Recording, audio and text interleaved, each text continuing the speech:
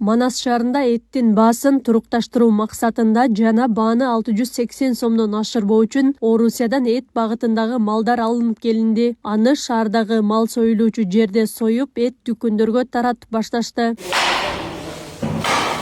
Бул малдар Россия өлкөсүнөн келди. Бул малдар 72 саат Бишкекте карантинде туруп, анан бул жака жүктөлүп келди.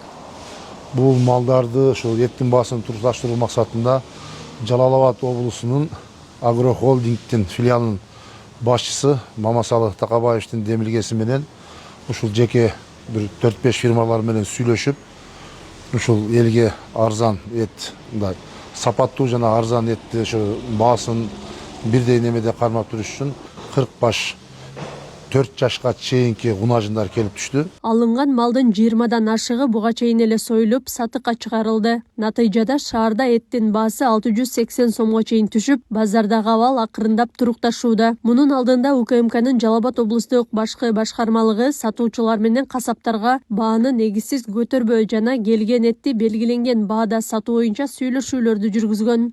26 баш мал союлду азыр. Ошол Манас шаарынын эт дүкөндөрүнө таркатылды.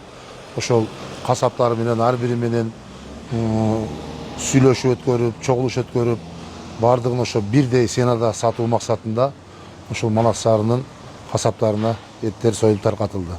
Бул жерде дагы келген малдар Манас шаарынын метраждарынын көзөмөлүндө ар бир мал ушул бойын эсекте союлуп атат.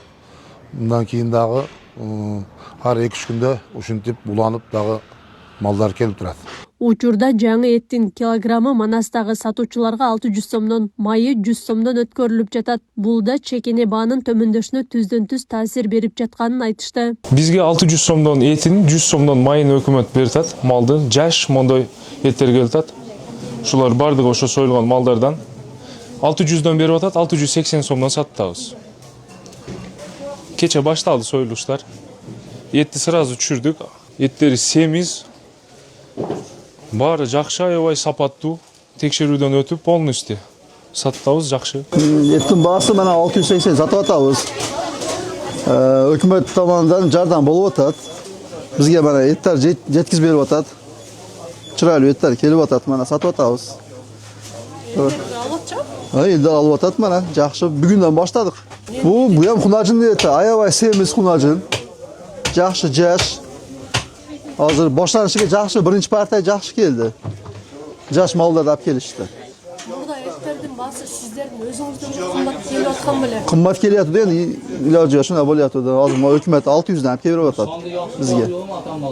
600 сомдон тартып берди. Шаар тургундары да баага болгон көзөмөлдү күчөтүп, акыркы күндөрдө эттин кымбатташына дароо чара көрүлгөнүнө ыраазы. Анткени буга чейин баанын күн сайын өсүшү элдин нааразычылыгын жараткан. Ода албетте жакшы да. 680ден алып атабыз, азыр 2 килограмм. Негизи эттин баасын көзөмөлдөш керекпи? Конечно, көзөмөлдөш керек да. Азыр тиричилик да кыйын болуп калды өзү. Өтө жакшы да. Эл эт жеш керек, май жеш керек. Касаптар жанып кетиш керек эмес ортада. Бар бир мындай теңлеп, алгыда караштырып дегендей. Мал базарды ham контроль кылыш керек, ошондо дурус болот. Бизге жеңилдик туура. Эттин баасы кичине арзан болсо, бизге ham жакшы да. Жеңилдик болот өтө. Жакшы, өкмөт шуга дагы көңүл буруптур. Ошо президент менен ташып, дүйнө тургуча турсун ошолорчу. Өмүрлөрү узун болсун, өтө жакшы иштешип атат. Мен мисалы үчүн бала чакам мен ыраазымын да. Мен мына буквально өткөн жумада келдим, 720 деди. Ала албай кеткенмин этти. Азыр эми 680 кылып коюптур кайра.